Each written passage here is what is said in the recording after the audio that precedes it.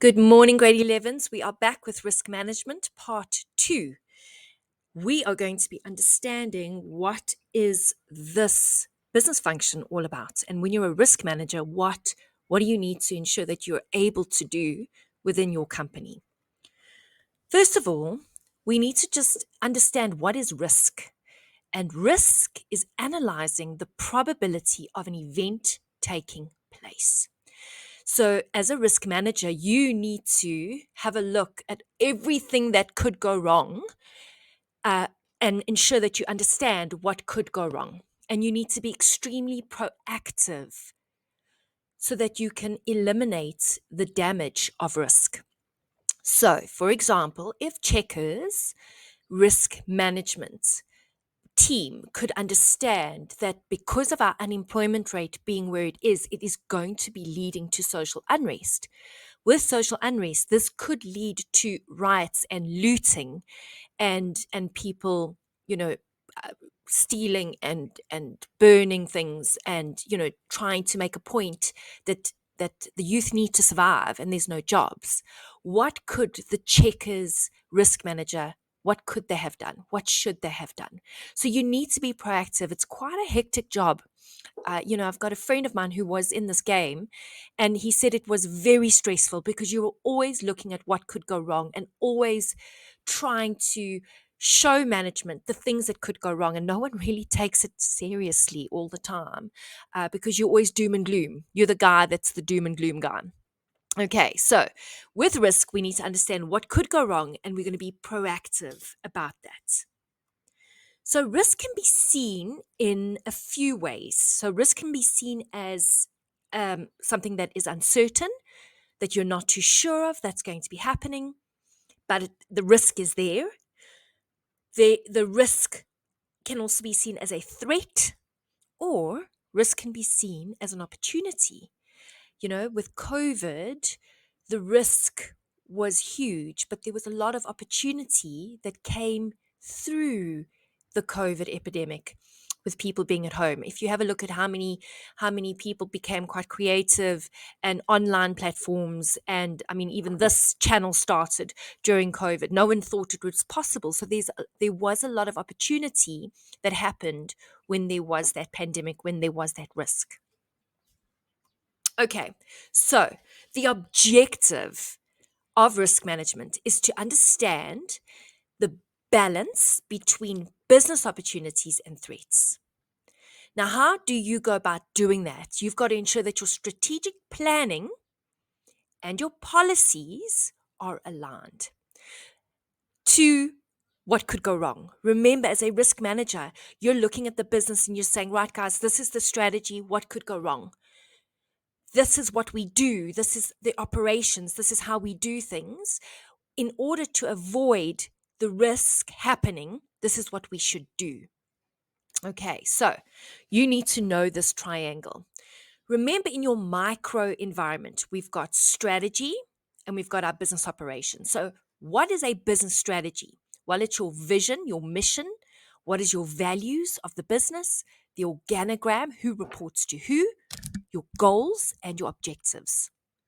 So that needs to be in line and understanding all the risk that's involved and associated with that strategy.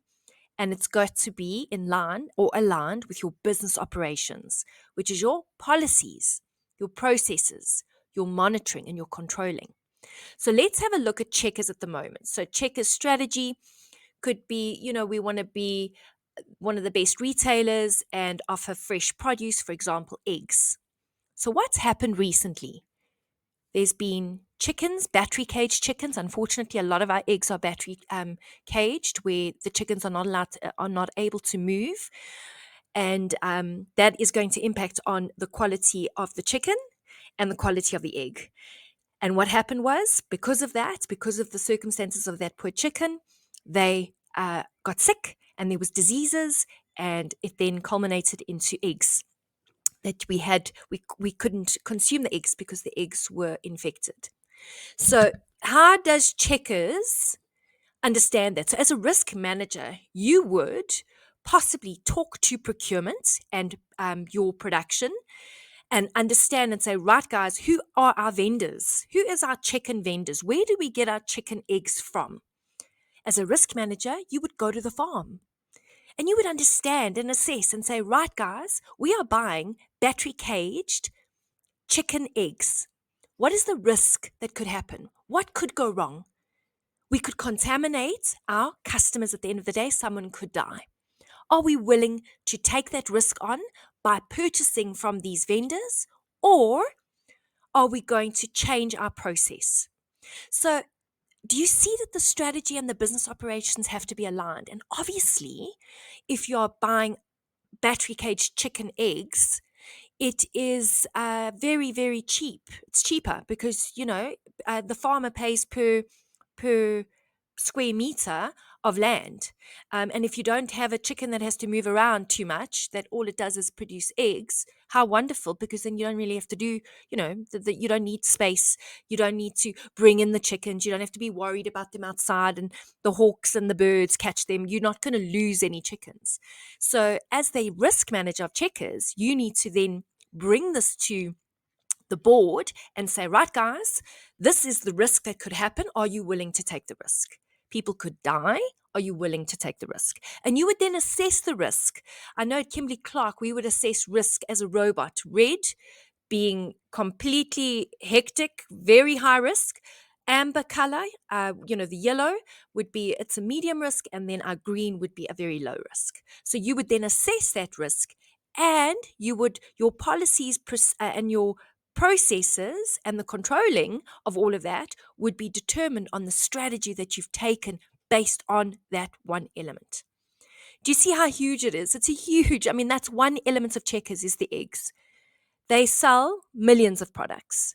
So you would then have to assess the risk of each of those and what could go wrong, and then assess whether it is a high risk product or a low risk product, and what strategy do we change and what process needs to change. And that costs time, money, training. Okay, great. So risk management is the alignment between your strategy and your business operations. So the risk profile of the business is basically the degree that the business is able to accept risks. So are you a high risk taker company or a low risk taking company? And it's all again related to your strategy. So let's have a look at Nando's. Nando's, I would say from a risk profile, is quite high risk. They're quite current affairs orientated, and they push the boundaries with what they say, and people love it. So they are willing to accept the risk based on the latest advert going out, talking about Eskom or talking about the corruption, or they say it just like it is. So they are quite high risk profile. They're willing to take the risk, and they would then have plans. If things go wrong, this is what we do. Checkers risk profile, I'm not too sure. I think they'd probably be medium because of the Logan Paul. Remember with that Prime, Logan Paul really doesn't have a very good reputation. He's been linked to a lot of corruption and a lot of shenanigans. So again, that strategy that they took with Logan Paul, they would have had to assess the risk because you can't control people and what they do. So it would all, again, remember, be related to your strategy. So your risk culture is something that you need to understand. And what is the business culture associated with risk? So business culture is described as shared attitudes. So people that work for Checkers generally have a shared attitude, and that would come from where your vision and your mission and the way management treats their staff and the way things are being run. So you would have a collective attitude in the business towards accepting risk. So you might be risk adverse company where they say, we don't take risks. We stick to what we know. We are not going to be doing anything different. And the staff would be the exact same thing. So your risk culture within the business would either be risk taking or risk avoiding. You're either going to be taking risks and really being on the cusp, because if you take a risk, remember the stakes are high, but you could also win high. It's very similar to investments. If you avoid everything all the time, you generally don't put yourself out there, so you're not able to maybe capitalize on that. And again, use the Checkers Prime example.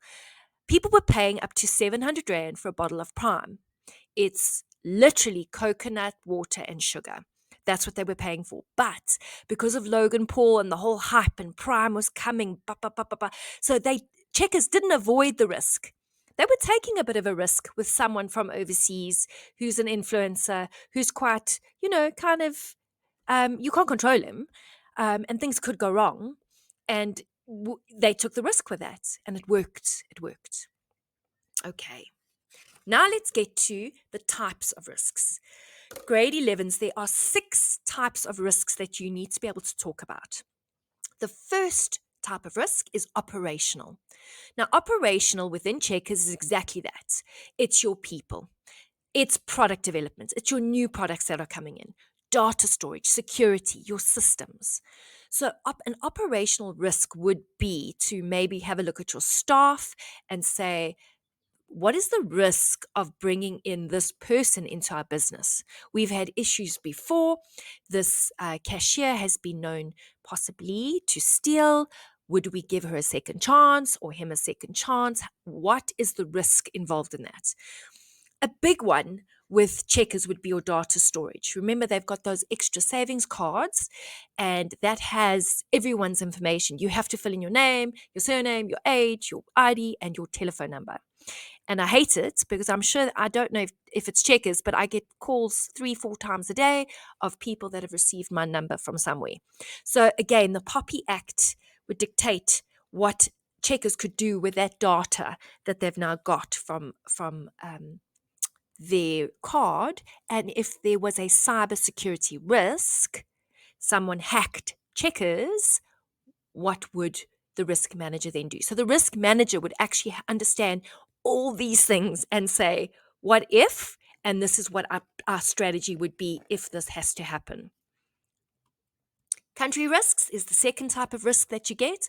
And there's political risks, economic risks, and our stability risks with Eskom, with government being corrupt, with public services not working except for SARS. There's a lot of country risk at the moment, which would spill over into Checkers, because look at the riots that happened, that kind of thing. We will get to one of the risks that are coming up, which is now. Our environmental risk is our third type of risk. So deforestation, what is Checkers' role in deforestation within South Africa? What do we buy that allows for deforestation? Air pollution. This was quite scary. So South Africa in 2019 was among the top 10 African countries where the highest number of deaths could be linked to outdoor air pollution. 45 out of 100,000 deaths. 100,000 deaths occurred in Africa. 45 of those are from South Africa. From what? Air pollution, which attacks your lungs. Grade 11s, I think water pollution is our next big issue, as much as Eskom's happened, and I know you know this, but we're not acting as yet. And where are the companies? We're not acting as yet.